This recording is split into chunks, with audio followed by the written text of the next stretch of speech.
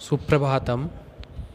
मैं कुलदीप शर्मा राजकीय कन्या स्नातकोत्तर महाविद्यालय सवाई माधोपुर में सहायक आचार्य संस्कृत विषय का हूँ और आज हम सभी बीए विषय में चलने वाले संस्कृत विषय के बारे में बात करेंगे, चर्चा करेंगे। आपको पता है कि बीए प्रथम वर्ष, बीए द्वितीय वर्ष और बीए अंतिम वर्ष में संस्कृत विषय है। इन तीनों कक्षाओं में सबसे प्रथम कक्षा बीए प्रथम वर्ष में संस्कृत विषय का क्या पाठ्यक्रम है उसके बारे में हम देखेंगे।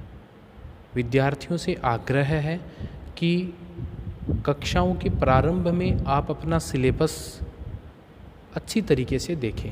इसका लाभ यह होगा कि आपको पता चल जाएगा कि आपकी कौन कौन सी पुस्तकें आपके कक्षा में स्वीकृत है, कौन कौन से बिंदु है जिन पे आपको पढ़ना है और किस तरीके से आपको पढ़ना है।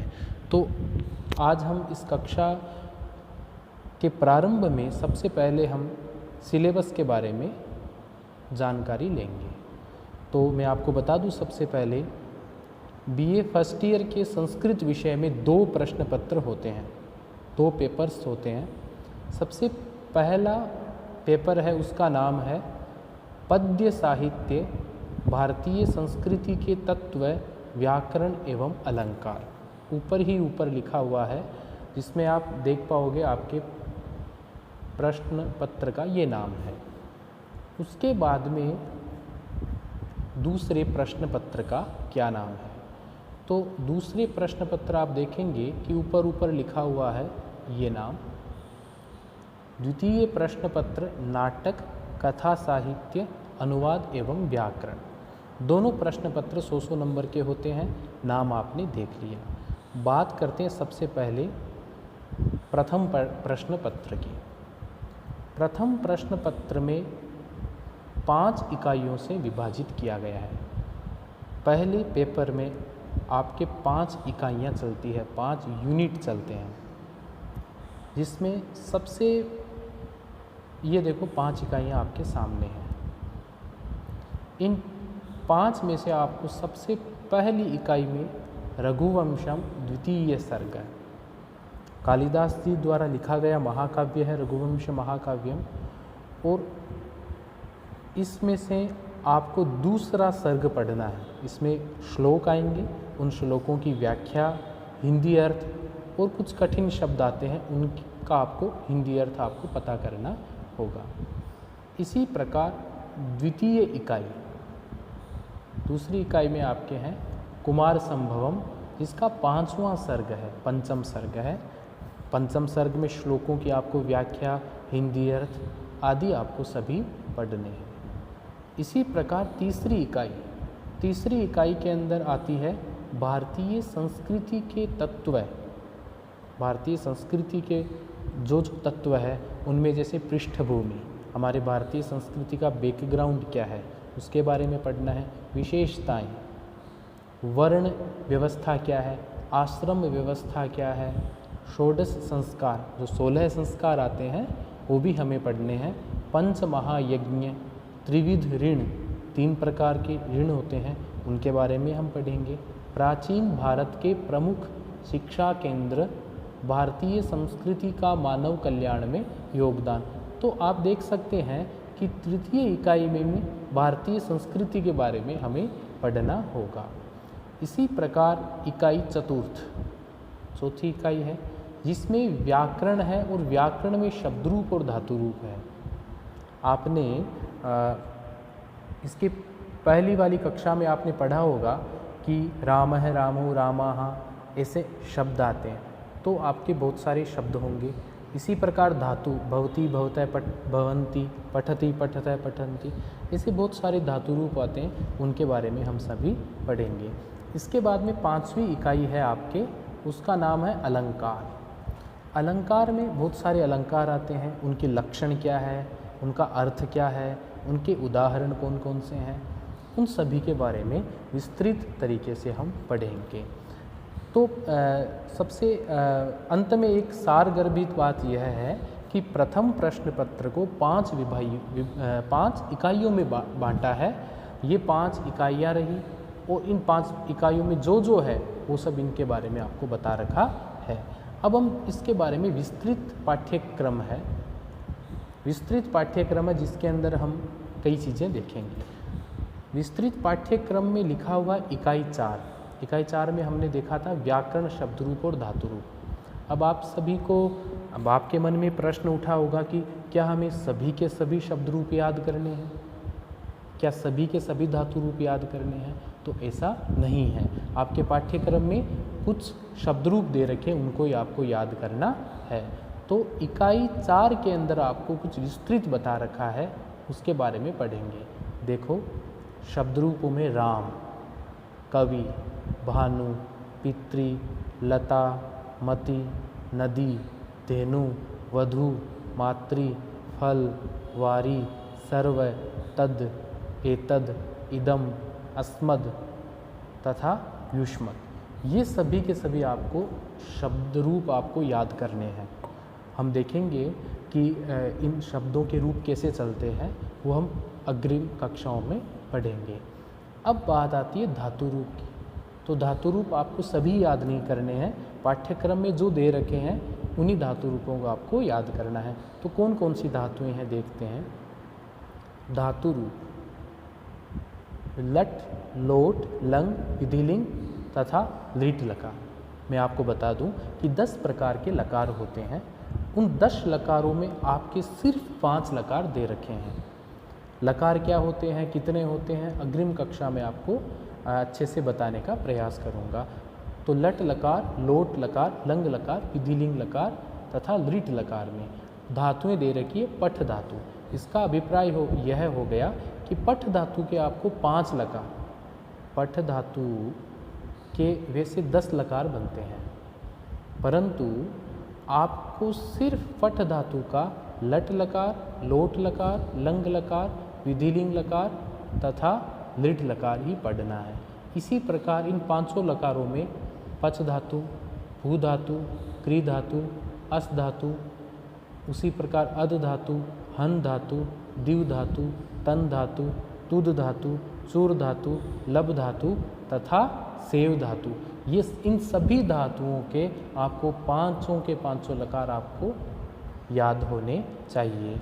विस्तृत रूप से आगे चर्चा की जाएगी। अब बात है इकाई 5, यह अलंकार।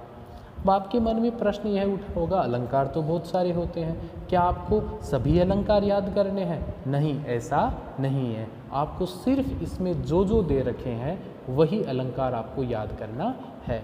जैसे इकाई 5 में अलंकार काव्य दीपिका, आपके काव्य दीपिका किताब चलती है, उस काव्य दीपिका के अंदर अष्टम शिखा भेदोपभेद रहित निम्नांकित अलंकार, कुछ अलंकार दे रखे हैं, वही अलंकार आपको पढ़ने हैं, उनके अलावा आपको कोई से अलंकार नहीं पढ़ने हैं।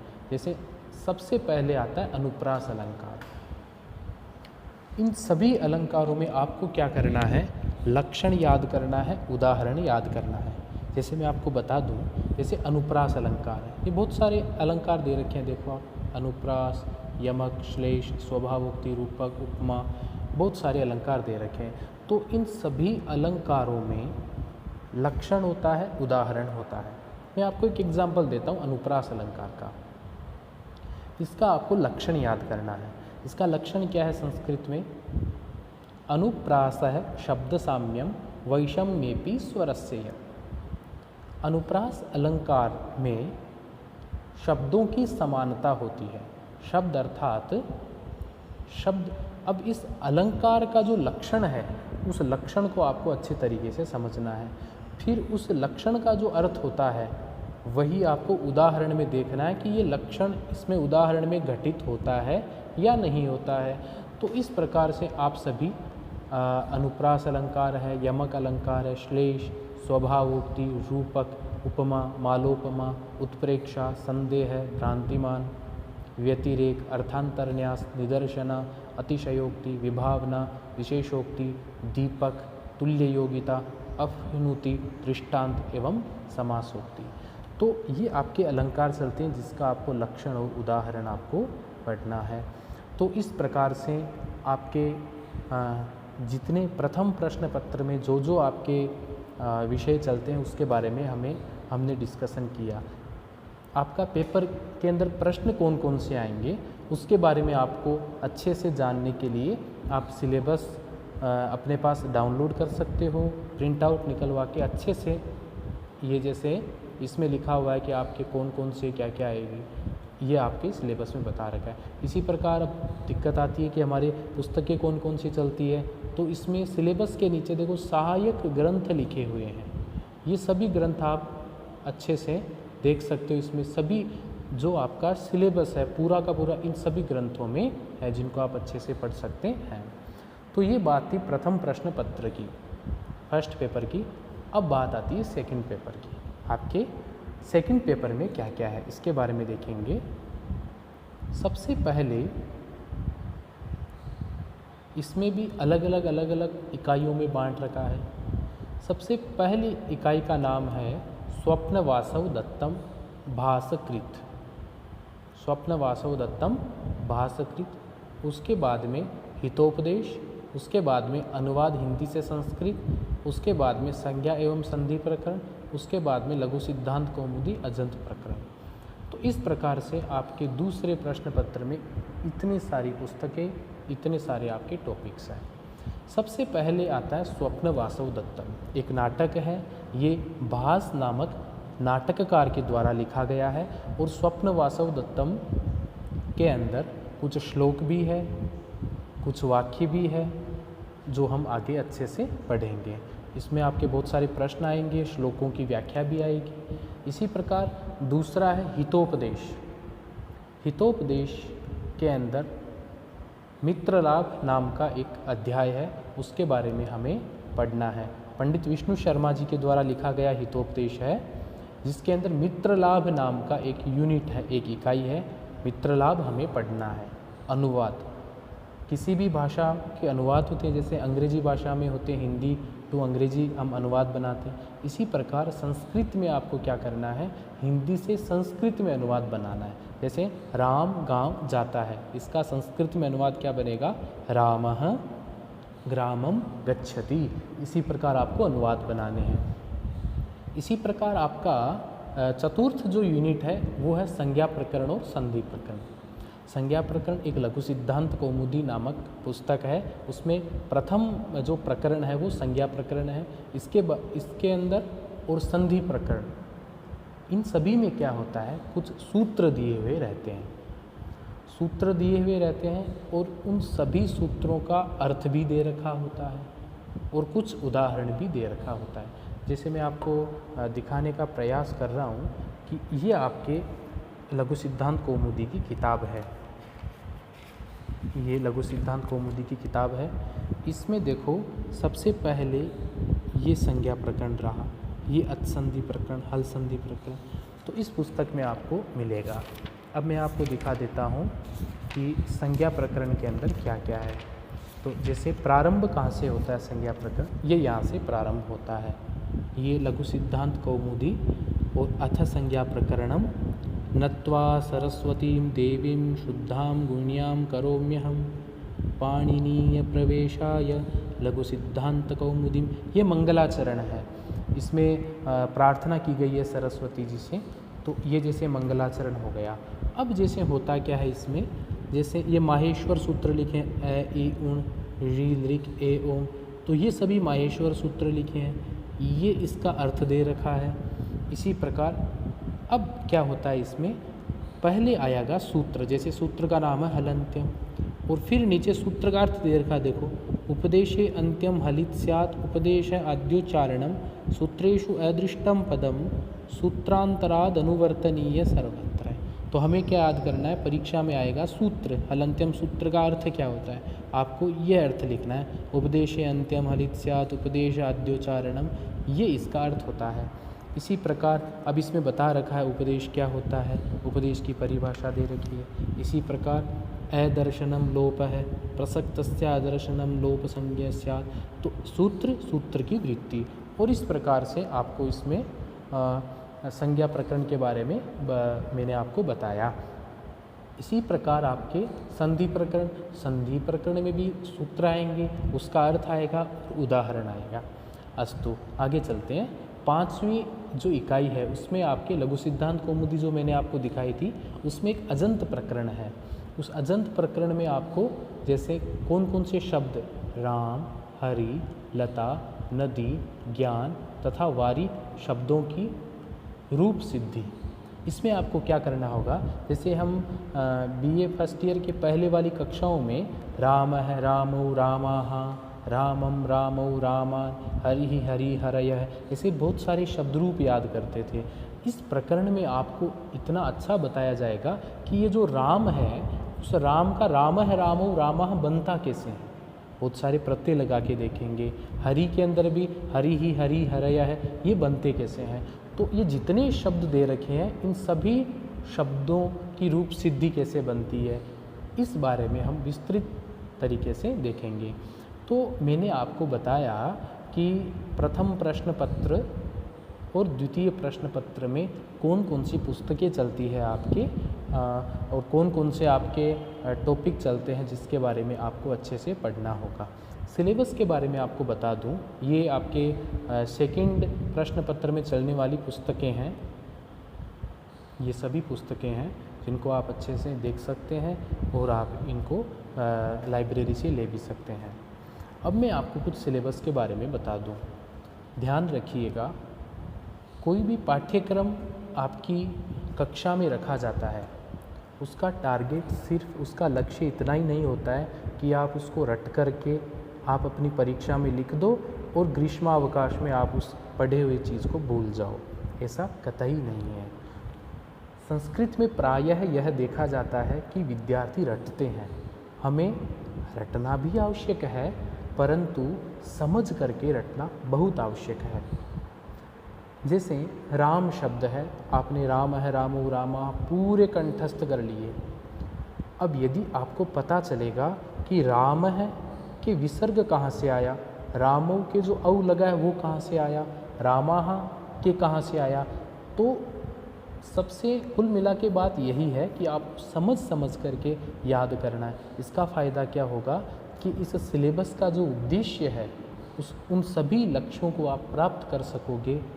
रटने मात्र से, कंठस्थ करने मात्र से जो लाभ नहीं मिल पाता है, वो लाभ आप इस सिलेबस में ले पाओगे। तो जितना हमने देखा उसके बारे में विस्तृत तरीके से हम आगे देखेंगे। अब मैं आपको बता दूं कि सबसे पहले में व्याकरण प्रारंभ करेंगे हम। व्याकरण में जो आपके संज्ञा और संधि प्रकरण है, इसके बारे में हम पढ़ेंगे। ये संज्ञा और ये संधि, ये प्रकरण लघु सिद्धांत कौमुदी में मिलता है और इसके अंदर क्या क्या बताया गया है उसके बारे में हम विस्तृत चर्चा करेंगे। तो सबसे पहले हम संज्ञा प्रकरण देखेंगे। संज्ञा प्रकरण में सबसे पहले माहेश्वर सूत्र आते हैं। इनको माहेश्वर सूत्र क्यों कहा जाता है? सबसे पहले ये आते हैं माहेश्वर सूत्र, जैसे ए ई उण रील रिक ए ओं ऐ औच है वरट लण। उसके बाद में आता है आपके यमंगणनम जभय गढ़धस जब गढ़दश ख फ छ ठ थ च ट तव कपय सशसर हल। ये 14 है माहेश्वर सूत्र है। ये सभी क्या है? माहेश्वर सूत्र है। और इन सभी माहेश्वर सूत्रों में आप देखोगे इति माहेश्वराणि सूत्राणि अणादि संज्ञार्थानि येषाम् अन्त्या इतः हकारादिष्वकारः उच्चारणार्थ लण मध्ये त्वित संज्ञक। ये सभी आपके संज्ञा प्रकरण की पहली चीज़ है जिनको माहेश्वर सूत्र कहा जाता है। अब देखो, इनको माहेश्वर सूत्र क्यों कहा जाता है, इन सब का अर्थ क्या है, तो बता दूं। व्याकरण में त्रिमुनि प्रसिद्ध है। व्याकरण में त्रिमुनि प्रसिद्ध है। इनमें सबसे पहले पाणिनि, कात्यायन और पतंजलि जी माने जाते हैं। तो पाणिनि जी ने तपस्या की थी, तपस्या करने के बाद में शिव जी की तपस्या की थी। शिव जब इन पर प्रसन्न हो गए तब शिव जी ने तांडव नृत्य किया था। तांडव नृत्य करने पर उन्होंने डमरू का वादन किया था। डमरू का वादन करने पर ये 14 माहेश्वर सूत्र निकले थे। अ इ उण ऋल ऋग ए ओंग ऐ औ छय वर